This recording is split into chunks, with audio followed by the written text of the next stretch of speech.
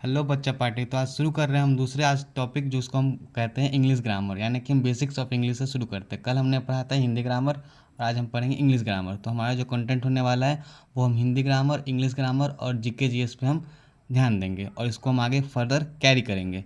आज चलिए शुरू करते हैं अपने अगली क्लासेस को। जैसे कि आप सभी को पता है कि जो हमारे ABCD जो होते हैं, जिनको हम कहते हैं बेसिक ऑफ इंग्लिश कहते हैं, जो हम कैपिटल लेटर चाहे स्मॉल लेटर होता है, जिनके हम अंदर कितने लेटर्स होते हैं, जनरली हमारे 26 लेटर्स होते हैं। कितने लेटर हमारे होते हैं? 26 लेटर। हम उनको देखते हैं, कैरीज बार बार इसे देखते हैं, जैसे ABCDEF। आगे चलते हैं, हमारा टोटल हमारा कितना होता है? जेड तक, जिनको हम कहते हैं अल्फ़ाबेट। और इन अल्फ़ाबेट में हमने इन्हें इन लेटर्स को हमने 3 भागों में बांटा है। तो क्या क्या हमारे होते हैं? जैसे कि पहला हमारा होता है वॉवेल, दूसरे हमारे होते हैं सेमी वॉवेल, थर्ड होते हैं हमारे कॉन्सोनेंट। फिर से देखते हैं, वॉवेल, सेमी वॉवेल और कॉन्सोनेंट। वॉवेल जो होते हैं जनरली कितने होते हैं? हमारे 5 होते हैं। हमने बचपन से अब तक पढ़ते आ रहे हैं, हम लोग देखते आ रहे हैं कि क्या क्या होता है। सबसे पहले हम देखते हैं A, E, I, O, U। हम जितने भी वर्ड्स देखते हैं, जितने भी हम वर्ड्स पढ़ते हैं, सेंटेंस पढ़ते हैं, हर वर्ड सेंटेंस में कहीं ना कहीं इन वॉवेल का यूज़ होता ही है। आप कोई भी नाम सोच लो, कोई फ्रूट्स का, फ्लावर्स का, किसी भी एनिमल्स का, किसी भी ह्यूमन बीइंग का आप नाम सोच लो, उसमें वॉवेल आते ही हैं। बिना वॉवेल के कोई नाम कंप्लीट नहीं होता है। उसके अलावा बात करते हैं हमारे सेमी वॉवेल, तो वो कितने होते हैं? हमारे 2 होते हैं। कौन से होते हैं? हमारे W और Y होते हैं। इन दोनों के अलावा जो भी हमारे होते हैं, जैसे कि हमारे B, C, D, E, F, G और आगे हमारे कितने होते हैं? टोटल 19, ये हमारे क्या होते हैं? कॉन्सोनेंट। अब समझ गए कि हमारे वॉवल कितने होते हैं, सेमी वॉवल कितने होते हैं, कॉन्सोनेंट कितने होते हैं। अब इन सभी के ग्रुप को हम क्या कहते हैं? इसको हम कहते हैं अल्फ़ाबेट। क्या कहते हैं? अल्फ़ाबेट। तो अल्फ़ाबेट की डेफिनेशन क्या बनती है वो हम देख लेते हैं। अ set of letters is called alphabet. यानी कि इन लेटर्स का जो सेट होगा, जो उसका ग्रुप होगा, या फिर कह सकते हैं a group of letters is called alphabet. जैसे कि हिंदी में समझते हैं कि वर्णों के समूह को हम क्या कहते हैं? वर्णमाला कहते हैं। तो अल्फ़ाबेट को हिंदी में क्या कहेंगे? वर्णमाला कहेंगे। ठीक है। अब यहाँ पे आपने देखा एक टर्म, आपने देखा लेटर्स, फिर आपके मन में आएगा कि भैया या सर जो है हमारे लेटर्स या फिर हमारे क्या होते हैं? इनको हम कहते हैं अक्षर या फिर वर्ण भी कहते हैं इसको हम। तो देखते हैं तो लेटर्स क्या होते हैं। Letters is the smallest unit of a word which can not be divided. यानी कि वर्ण की सबसे छोटी इकाई जिनका खंड टुकड़ा नहीं किया जा सकता, जिनका खंड टुकड़ा नहीं हो सकता, उसको हम कहते हैं लेटर्स कहते हैं। जैसे हमारे ABCD ये सारे क्या हमारे, ये सारे हमारे लेटर्स होते हैं। अब इन लेटर्स के कॉम्बिनेशन से क्या बनता है? हमारा वर्ड बनता है, जिनको हम कहते हैं शब्द कहते हैं। जैसे कि क म ल जैसे होता है हमारा, तो कमल हो गया। यहाँ पे क हमारे हो गए लेटर्स होंगे, म लेटर्स होंगे, सबको जोड़ते हमें क्या बनता है? हमारे वर्ड बनते हैं।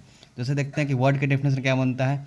A meaningful combination of letters, meaningful combination जिसका कोई अर्थ निकले, यानी कि लेटर्स के एक कॉम्बिनेशन जिसका कुछ अर्थ निकले, उसको हम कहते हैं वर्ड कहते हैं। जैसे हम देखते हैं राम, गो, ये सारे हमारे हो गए, हमारे लेटर्स कहते हैं। अब अगर हम इन लेटर्स को हमने जोड़ा तो हमारा क्या बना? हमारा वर्ड बना। अब अगर हम इन वर्ड्स को जोड़ेंगे तो हमारा क्या बनेगा? हमारा सेंटेंस बनेगा। इसको हम कहते हैं वाक्य भी कहते हैं। देखते हैं सेंटेंस क्या कहता है हमारा। A meaningful combination of a letters and a word which make complete sense is called sentence. यानी कि शब्दों के सार्थक समूह, इसका या फिर अक्षरों का सार्थक समूह जो हमारा क्या बनाए? एक सही अर्थ दे के हमारा एक वाक्य का निर्माण करते हैं, उसको हम कहते हैं सेंटेंस कहते हैं। ऐसे बात करते हैं ओके, वेरी गुड।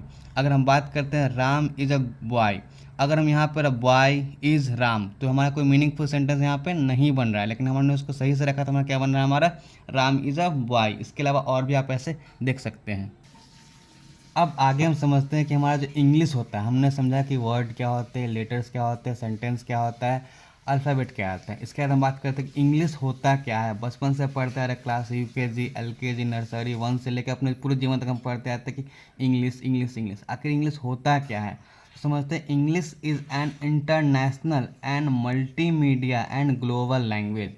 यानी कि इंग्लिश क्या हमारा एक इंटरनेशनल, अंतर्भाषीय या फिर वैश्विक भाषीय, जो कि कई जगह पे उसका प्रयोग किया है, तो उसको हम कहते हैं इंग्लिश। यानी कि हर, अगर हम बात करें इंडिया में चाहे किसी भी कंट्री में जाते हैं, वहाँ पे इंग्लिश का यूज होता है। तो हम इस कह सकते हैं कि बहुमुखी बहुविकल्पीय भाषा हमारा इंग्लिश होता है।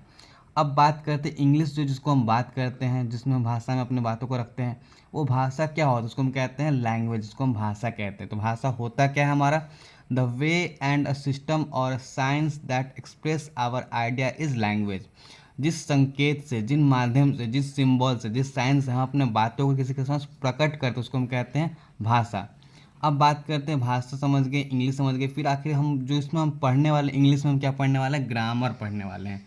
कोई आपसे पूछे ग्रामर क्या होता है, हम देखते हैं कि grammar is a system and a set of rules that govern how words are structure, organised, combined to form a phrase, clause और सेंटेंसेज इन अ लैंग्वेज। किसी भाषा में शब्दों को किस तरह से, वाक्यों को किस तरह से हम अरेंज करेंगे कि हम उसके सही अर्थ तक, उसके सही जो हमारे तत्व जिसको हम समझना चाहते हैं वहाँ तक हम कैसे पहुँच सकते हैं, किसी फ्रेज के माध्यम से, किसी क्लॉज के माध्यम से, किसी सेंटेंस के माध्यम से, किसी एक खास भाषा में। या फिर दूसरा भाषा में समझ सकते हैं जो हम बचपन से पढ़ते आ रहे, ग्रामर की एक डेफिनेशन हम पढ़ते आ रहे हैं, हमारा क्या होता है, grammar is the way that help us to read, write, speak और अंडरस्टूड एनी लैंग्वेज करेक्टली। यानी कि हम इसको हिंदी में समझ सकते हैं कि व्याकरण जिसको हम कहते हैं, ग्रामर कहते हैं, ग्रामर वह शास्त्र है जो हमें किसी भाषा को सही से पढ़ना, लिखना, बोलना और समझना सिखाता है, उसको हम कहते हैं ग्रामर कहते हैं। उसको हमने फिर इंग्लिश में कर लिया है, grammar is the way that help us to read, write, speak, understood any language correctly. किसी भाषा को सही से बोलना हो गया, लिखना हो गया, पढ़ना हो गया, समझना हो, उसको हम कहते हैं ग्रामर कहते हैं। अब हम इस इंग्लिश में, इन ग्रामर्स को और इंग्लिश को हम कितने भागों में समझ सकते हैं, उसको हम कहते हैं that is parts of speech, यानी कि भाषा के खंड। तो होता है हमारा all the English words are divided into 8 group. कितने ग्रुप होते हैं, 8 ग्रुप। किसके आधार पे होते हैं, according to their work and function, उसके कर्म और उसके कार्य के आधार पे उसको हम बांटते हैं कि वो कैसे काम करता है, वो कैसे वो अपने चीज़ों को व्यक्तित्व कर पाता है, उसको हम कहते हैं पार्ट्स ऑफ स्पीच, भाषा के खंड कहते हैं। तो होते क्या क्या है, देखते सेलिबाई देखते हैं, noun, pronoun, adjective, verb, adverb, preposition, conjunction और इंटरजेक्शन। इन सभी को हम समझते हैं डिटेल में अपनी अगली क्लास में। तब तक के लिए धन्यवाद।